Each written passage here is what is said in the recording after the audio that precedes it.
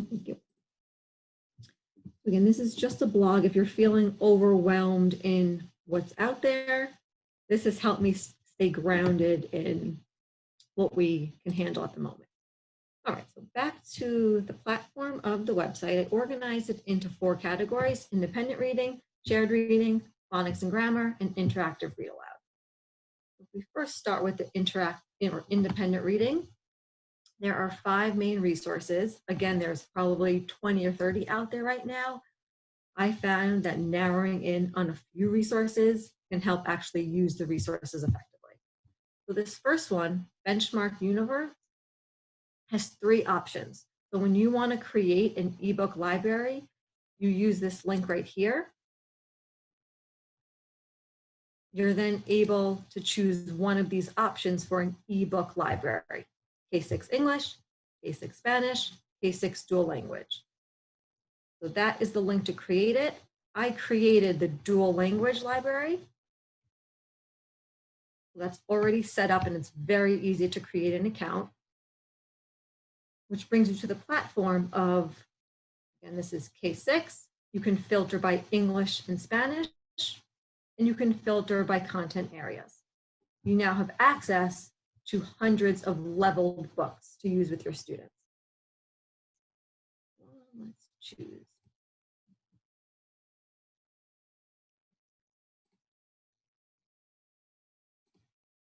Danielle, are these trade books or are they their own particular books? These are all published by Benchmark.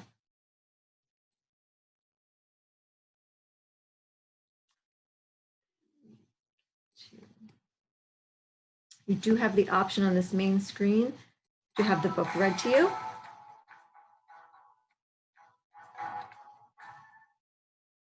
Let's read a book about water. Follow along as I read. Page.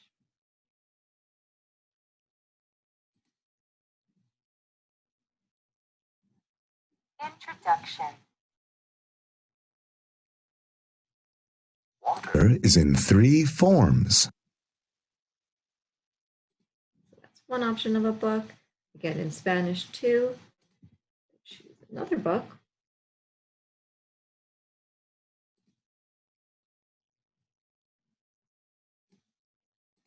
What?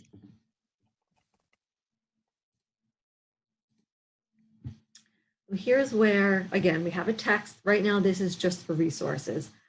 I think about all the things, how can we shift this into instruction? So imagine, we know the app Screencastify is out there. Imagine creating a 5 to 10 minute Screencastify using this resource and now embedding some instruction, a specific learning intention. And that could be, here are some examples of what we could do.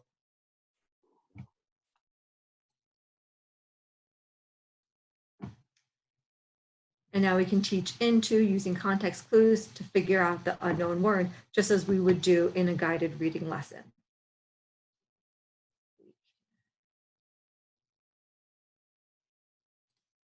Focus on phrasing. A fish is next. We can highlight digraphs. Again, it's taking the many texts that are out there and thinking about how we can use them to instruct.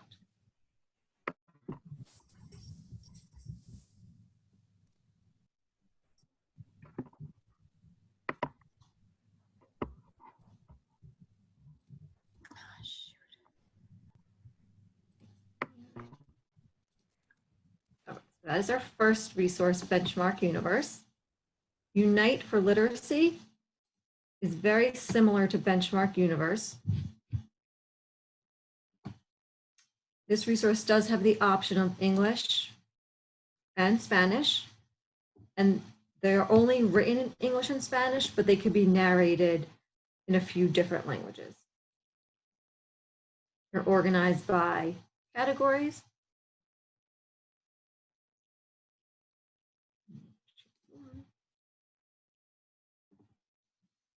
Paleontology with Penelope by Francesca Morgan Tomasic. This is Penelope. She loves to go explore and look for treasures.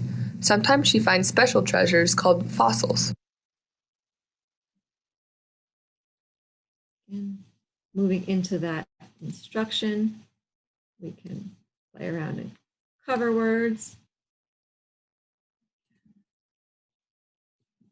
The focus is phrasing.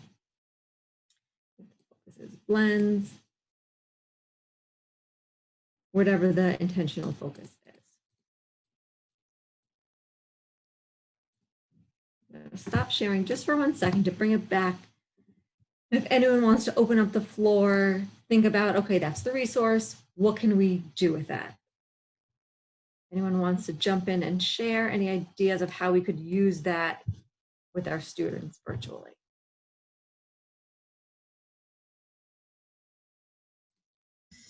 Danielle, one of the things that we're thinking about in Arlington as we look ahead to online learning and online teaching for our kids is, and I have a number of the reading teachers from Arlington participating.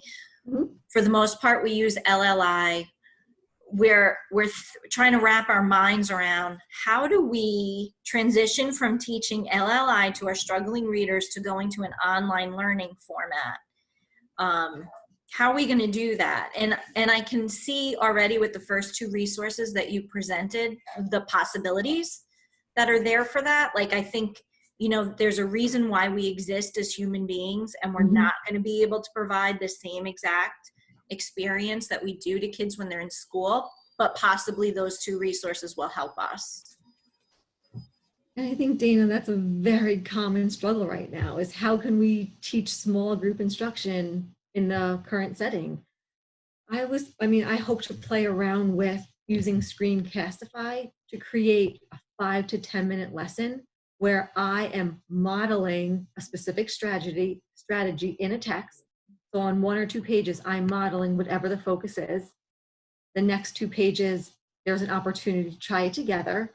And then we leave the students, now you try it. So following that I do, we do, you do model, where I model it, we can try it together, and I'm gonna leave you to try that same specific focus on another page or another text. Anyone have a common struggle, an idea of how we can use that?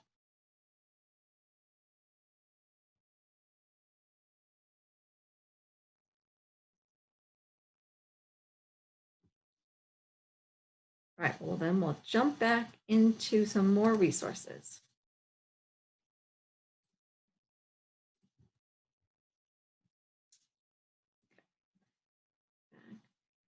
If you're familiar with news, this does span K to 12. Just to orient here, you can filter by content area or by interest level, which is grade level. Grades 4, 5.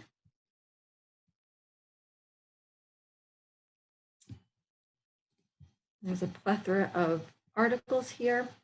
This is the free version, so unfortunately, it only comes in English. If you were to click Spanish, you're required to pay for the pro version. Same thing with listening and assignments. You're only able in the free version to get this in English. Embedded in the article, there is some vocabulary support. Students. And the same features of annotating the text could be used here. If the focus is fluency, we have those same options here.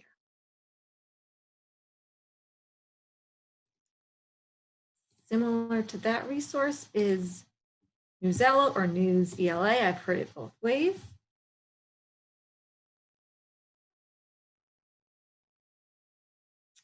Here you have the areas to focus. You want to zoom into science.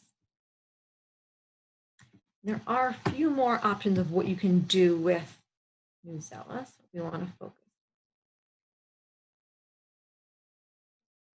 Article.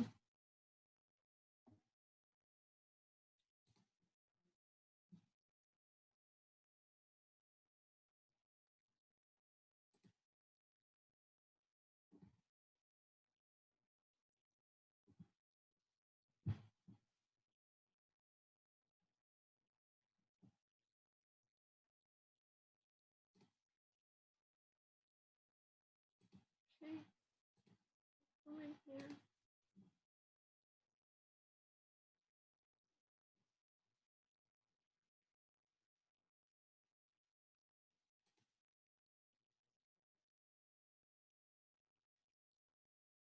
Okay, it's not loading quickly, but in Newsela, there is the option to look at the same article at various different Lexile levels. So it will be the same content with 5 different options based on students' level. There is also, you can see this is a 1020 Lexile. If I bump down to 600, the text adjusts there. There are activities. So with the article, there's the option of a writing extension.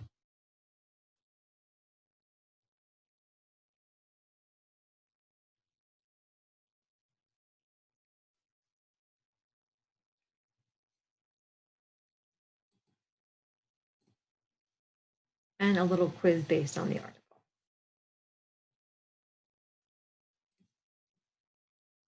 So there's prompt.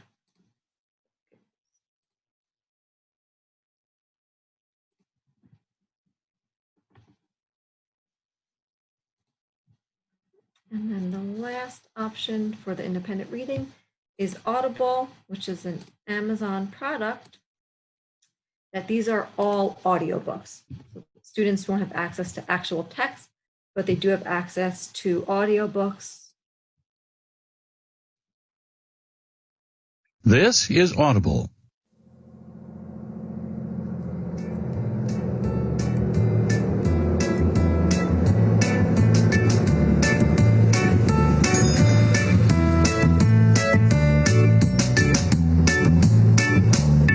The wheels on the bus go round and round, round and round. So you could have a sing-along, have a little fun. Those are a few resources around independent reading. Does anyone have any questions about the resources? Anything additional to share or a suggestion about how they could be used? Just to jump in real quick, Julie had shared in the chat that there are several different platforms that are offering free full access. Just a quick caveat with all of this, just make sure that, especially if you're going to have an app where a student's going to have to access it, that you vet it with your district first, right? We want to make sure that we are being fully compliant with Ed Law 2D and also with our specific district policies. So again, Danielle's sharing out a lot of great resources. Many of these resources just require teacher access, and then you can push the information out. But I would just certainly caution that, we've got this overwhelming amount, as Danielle alluded to, of new and free resources available, some of which do collect student data, which gets into a very gray area of legality. So just make sure that you vet this with your department chair, your district tech person, and just make sure that if it's not something that comes directly from your district, you do just make somebody aware that you are interested in using it. Thank you, Craig. That's very important. All right, we'll head back to sharing the screen. All right, so we can zoom in now into shared reading, which this is a K2 focus and will bring you to a Google Drive of text for kindergarten through grade 2. You click on the folder. In each folder is a set of text. And again, shifting to, okay, how can we use this resource for instruction? Shared reading, a 5-day lesson plan. Each day using the same text could have a different focus. Day 1 could be finding sight words. Danielle, sorry, what was the link for this one? That one is K2 Poems and Songs. Okay, thank you. You're welcome. Which is just an archive of text. And think about a 5-minute screencastify where you as the teacher are modeling. Today it's looking for sight words. I'm going to look for the sight words of the week and identify them in the passage. Day 2, maybe the focus is looking for words with initial blends. Now, same text, different focus. Day 3 could be if there's any rhyming words. Very, very. Day 4, last day with the text, let's focus on fluency. And we're modeling scooping. And these could be quick 5-minute screencastify using the screencastify option, where you're modeling something in one text. Students have the opportunity to practice it in a different text or a different paragraph.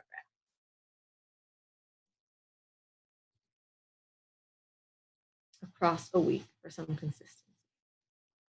We move into phonics and grammar. This is Flyleaf Publishing, which here organizes the resources into emergent reading and reading series 1, 2, 3, where it's organized by specific phonics, phonemic awareness, and grammar scale. So we have emergent reading, 2. If we went into choose 1, we'll choose lens. Brings you to a set of texts around this specific focus. Danielle, just a quick question. Nancy Sure. asked, how are you writing on that site? Could you describe how you wrote on that site? Sure. So I'm writing through it, Nancy, through Zoom. But if we were to do this in Screencastify, they have markup options where you can highlight, circle, or annotate. So I'm doing it now through Zoom. It does have the same options to do this through Screencastify. It would just be a different process.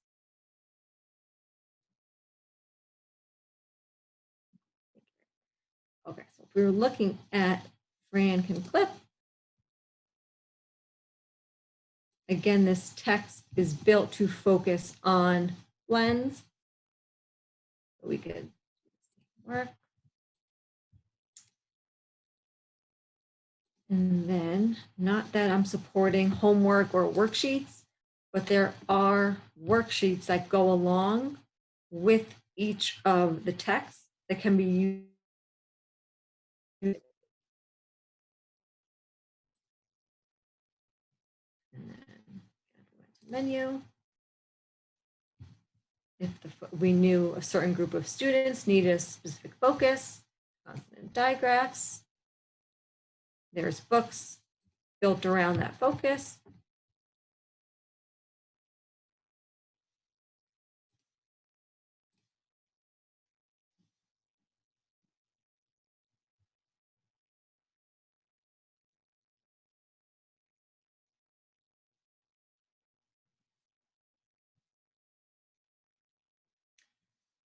And this resource, unfortunately, does not have the option to have the text read aloud.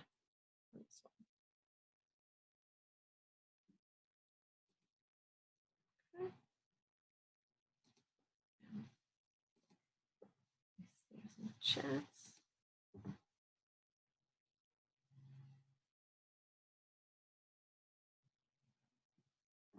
All right, moving on to classroom serial, this is geared for older students. There's a series of texts.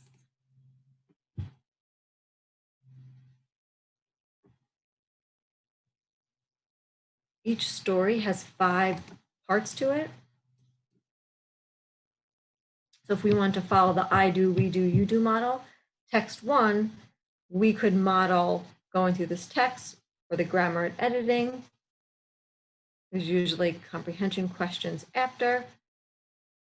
We could do it together on the second part. Students could try on their own on the third part. And there's a series of stories here.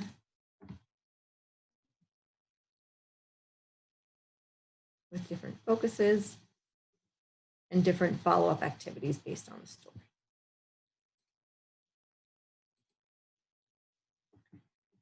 Between the Lions Early Reading Collection. This is geared towards kindergarten and first grade. And it's a series of very short videos to support different areas of early learning. Focus was phonemic awareness.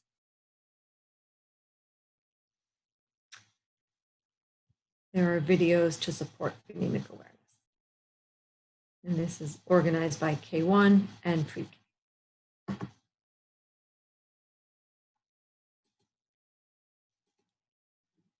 And then, many of our districts are using Foundation's Just Words or Wilson Reading System. They have put out a bunch of resources that are normally not available digitally, which is a great feature. So based on the program that you may be using, Foundation's Just Words or Wilson Reading System, you could click on program. There are resources.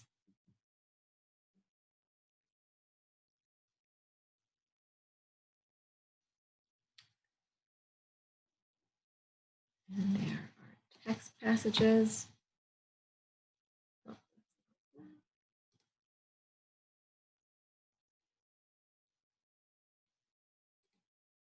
Word lists, quick reads.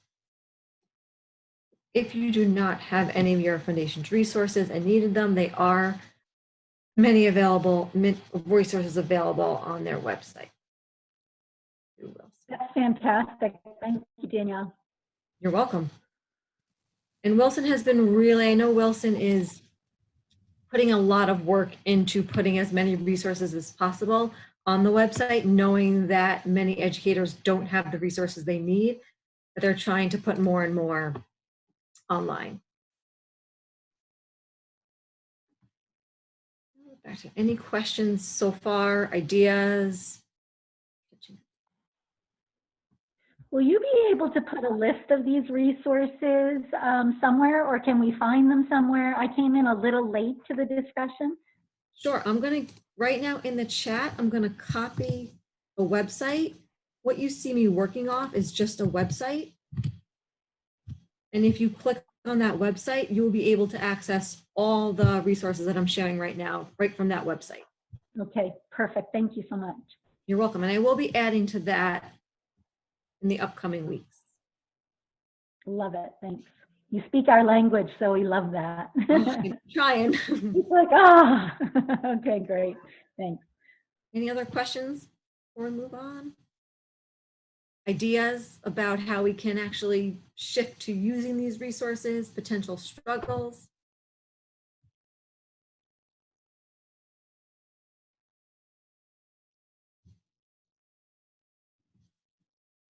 All right, jump back.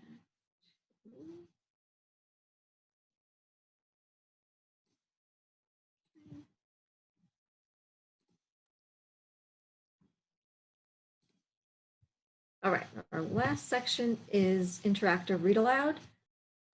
This first one is an inventory of all authors who are putting together live read alouds or daily read alouds. So you'll have the author, how to find them, and the date and time of their live read aloud. I mean, I'm a huge advocate for reading aloud every day, every grade level. Here's a creative way that we can continue to have our students read aloud to. And I thought about ways that we can make this more meaningful and purposeful is doing an author study. This week, we're going to focus on Mo Williams, and every day we're going to do a live read aloud around this author and do a mini author study. Just little, very easy shifts to make this work meaningful. And Mo Williams, one of my favorite authors, if you haven't seen this yet,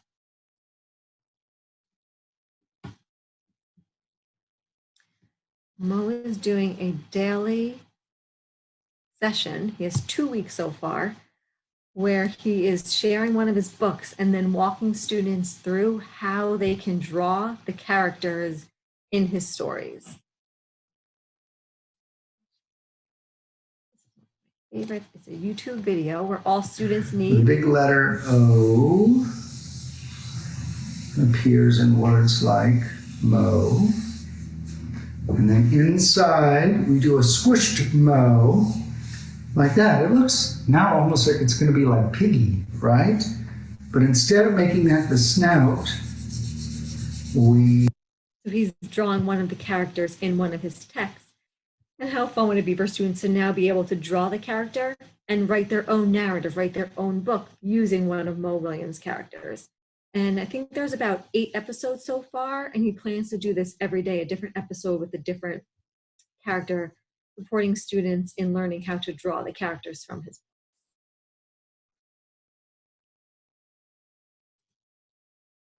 book.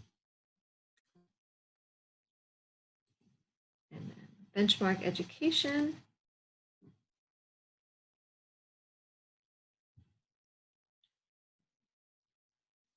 Also has different authors reading aloud their texts.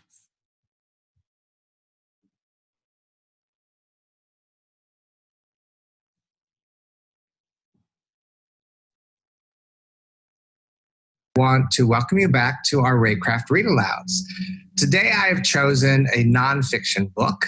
I am a lover of informational text. I write a lot of informational text. When I was your age, my favorite books were nonfiction books. And the one that I'm going to read to you today. And then we have story time with our Center for Environmental Education and Friends. This is one of my colleagues, Dan Novak, in the Center for Educational Environment. They have been doing a daily read aloud.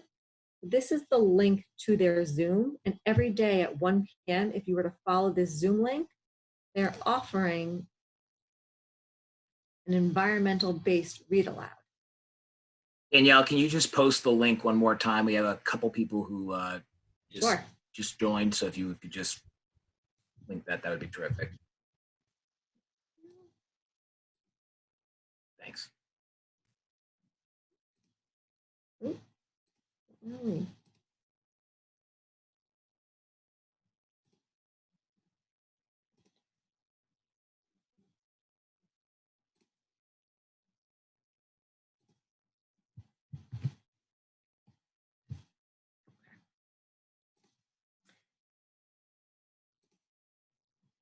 Okay, so these are, and every week at 1 p.m., there'll be a different text read aloud with a different guest author. So today at 1 p.m. will be Stone Soup. And then there's usually an activity to follow up after that. If you have any space-loving students, there's Story Time from Space, where there's a series of books read aloud, all with the space theme. Max Goes to Jupiter. Okay, that one doesn't work.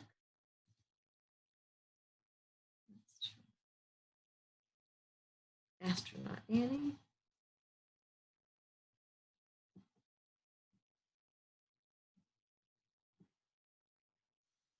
And then Welcome to Story Time from Space, a project of the... And then again, the text will be read aloud. Operation Storytime is an archive of different authors. Again, here's the Mo Williams sharing their texts on a daily basis. And these are all texts that they have on a growing archive of books read aloud. And authors reading aloud their own text. Online storytelling offerings where Jonathan Kruk, one of our partners, will be reading aloud and storytelling on different topics. So today at 1 to 1:40 will be The Tale of the Sale of Manhattan, targeted for 4th graders and different options based on grade levels. And the last resource here is activities, 103 activities that are short, user-friendly, and can extend the read alouds.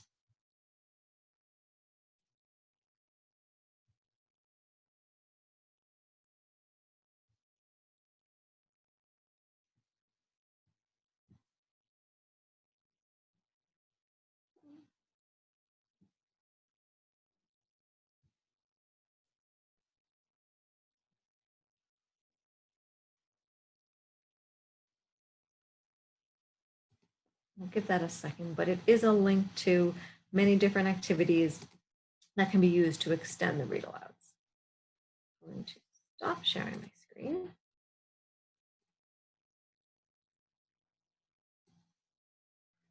So those are all of the resources that I have right now.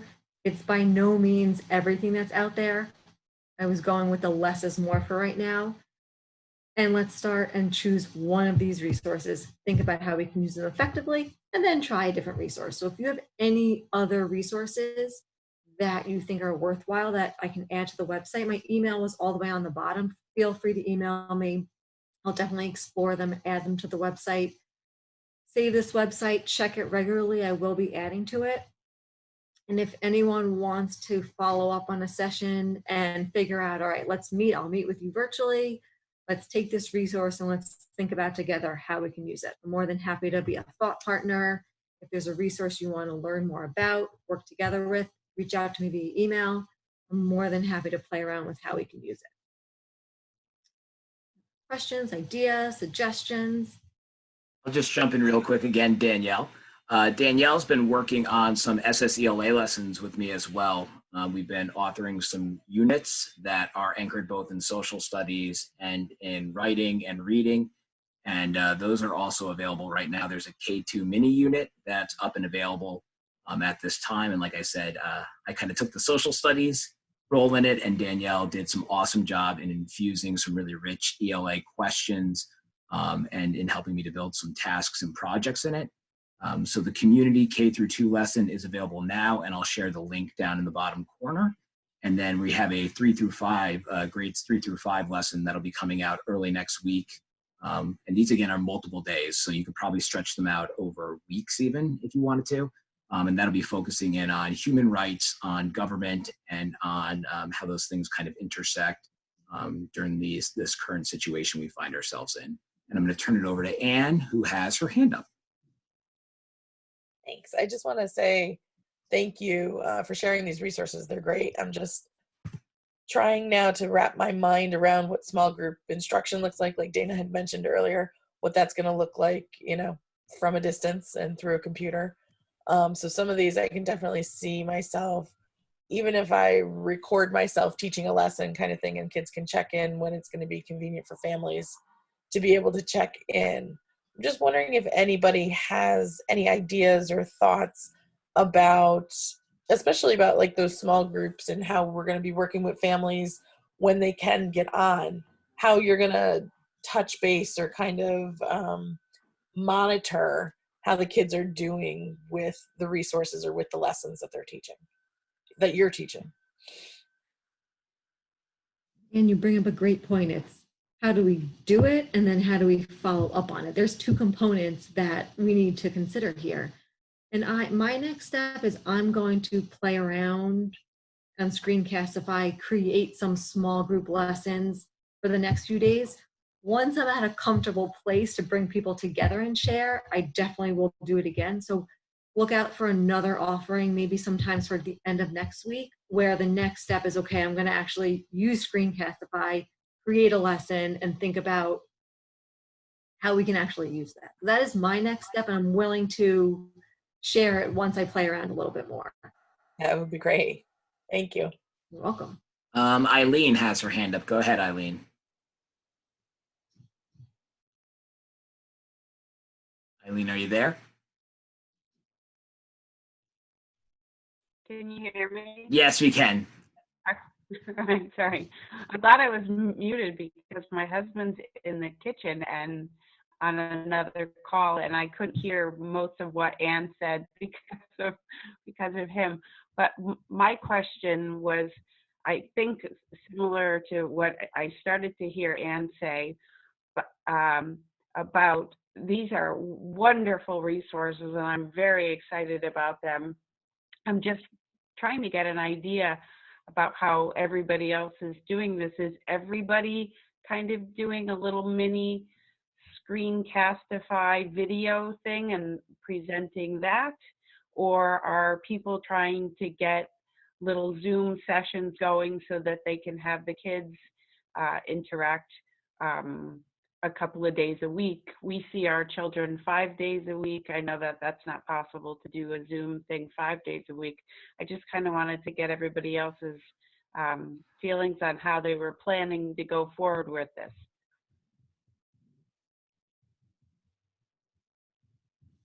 Go ahead, Bridget. You have your hand up. Are you going to respond to Eileen? Yeah, hi Eileen. Okay, go ahead.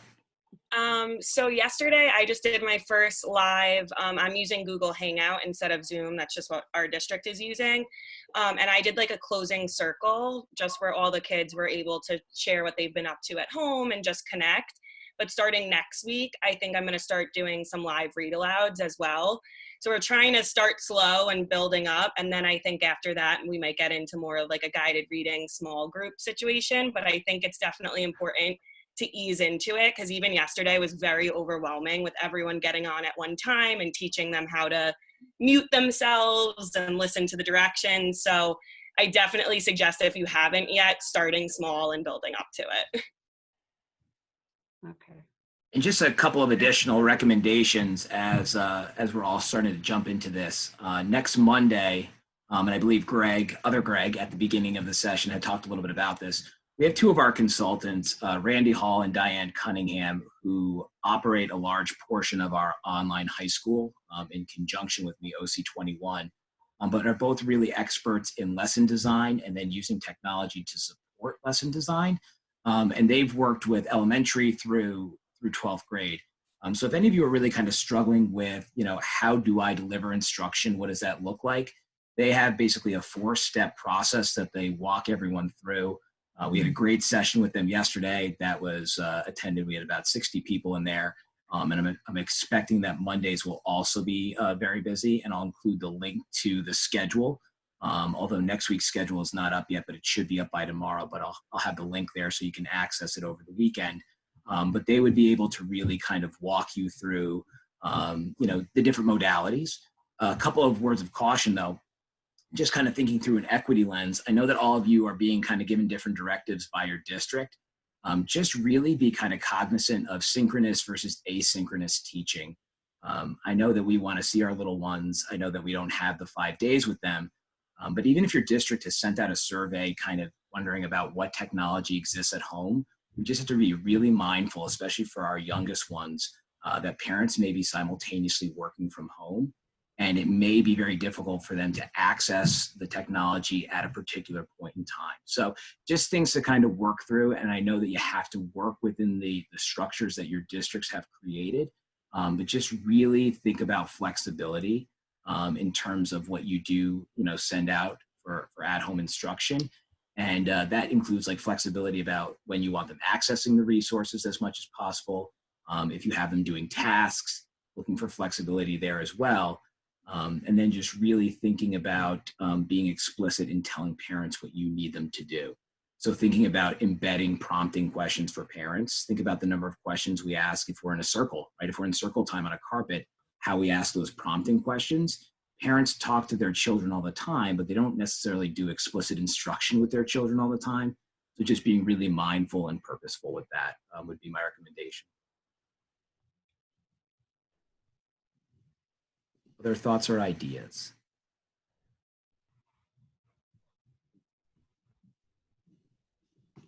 In the meantime, I will play around with Screencastify with the lens of small group instruction. And I'm also going to play around with the read aloud. I think read aloud is a great, as Bridget said, a great entry point for this. I'm going to take a few days to get comfortable with it, and then hopefully we can regather and take that next step around this work.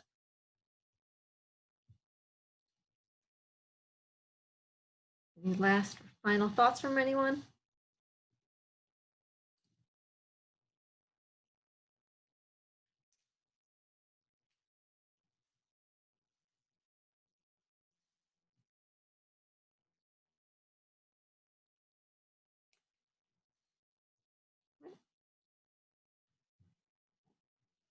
So Danielle, I'm going to share that link. So folks, I am going to share that link before we do depart. And thank you again, Danielle. This collection of resources is just outstanding. And I know that Danielle will be continuing to add to this, but I am going to just share down in the comment box in our chat box. That is the link to our PL on the go going forward. And any additional sessions that Danielle does offer or that our department offers will be located on that site, and then you can jump right into the link. There's also embedded in the schedule going forward, starting next week, you'll be able to go to the YouTube playlist, which will have all of these recorded sessions. So you can go on and check out the learning if you weren't able to actually make it to the live synchronous session. So I'll turn it back over to Danielle. Thank you, anyone, and thank you. I saw a few other resources being shared in the chat. And we got a late hand. Hold on, we got a late hand. Go ahead, Gina. Late hand. Go ahead, Gina. Yeah, hi. Sorry, you didn't see that go up there before. No worries. I'm just wondering, as an AIS support reading teacher, has there been thought in terms of supporting what the classroom teachers are doing versus new resources and new instruction? Because I guess my concern as a parent of 3 and the overwhelming.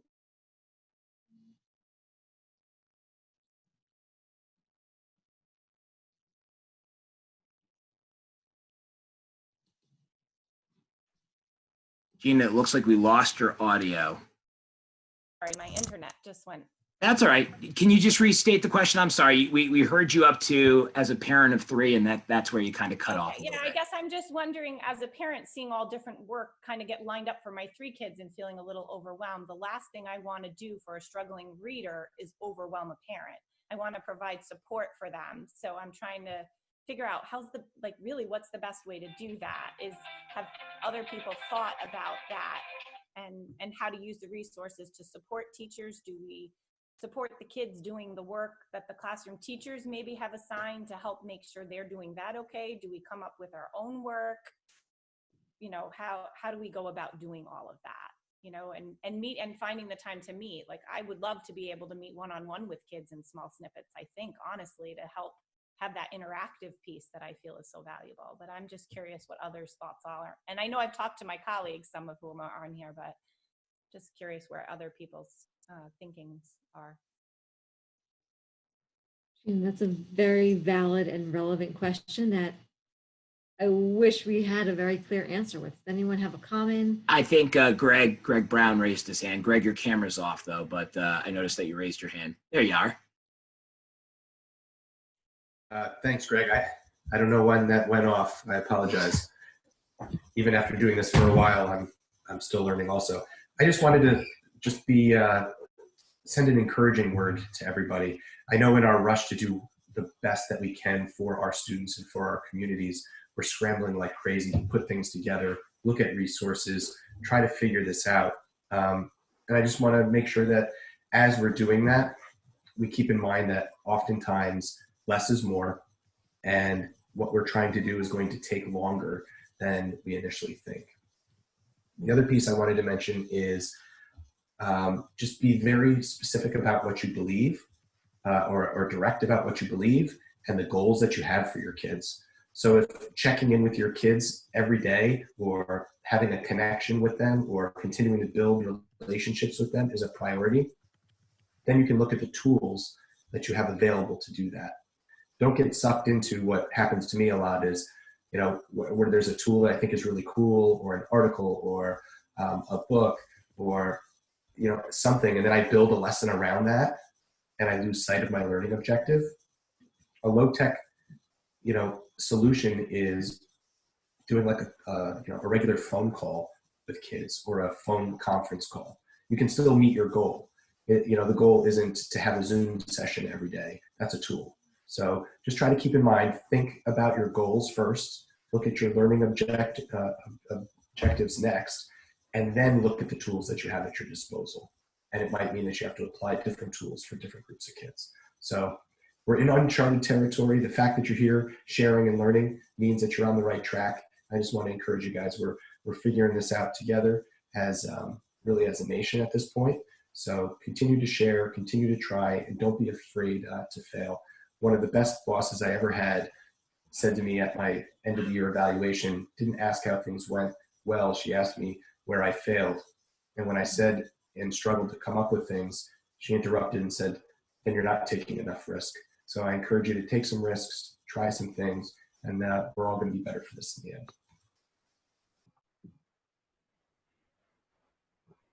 Agreed. And just to go back to your point, Gina, I think even the fact that you were thinking about that, and I would just say, you know, what Greg said, pick up the phone and call those teachers that you do work with and come up with a plan, because I think you hit on a really good and important point. We are putting up a whole lot of resources, and it is stressful to, you know, open up a Google Classroom or a Canvas or a Schoology or whatever platform you're looking at and just see kind of this wall of work and instruction.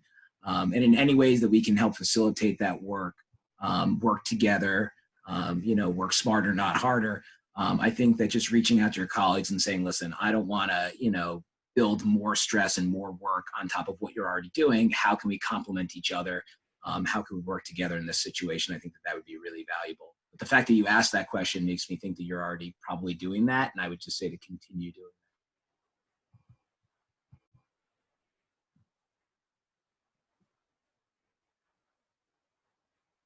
All right, anything else? All right, folks. So you all have Danielle's contact information. You know, we here at PNW BOCES are here to support you and help you in any way possible.